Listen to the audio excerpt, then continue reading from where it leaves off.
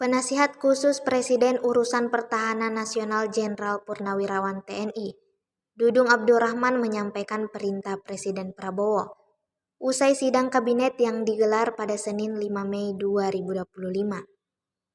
Di situ Prabowo meminta organisasi masyarakat atau ormas tidak mengganggu pemerintah, apalagi sampai melakukan pemalakan bagi dunia usaha, seperti yang terjadi di Kalimantan Tengah saat Ormas Gerakan Rakyat Indonesia Bersatu, GRIB Jaya menyegel pabrik milik PT Bumi Asri Pasaman.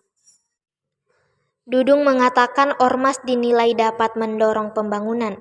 Karenanya ia mengungkap Prabowo ingin ormas dan pemerintah dapat bersinergi. Ormas belakangan ini menjadi sorotan karena beberapa tindakannya yang meresahkan.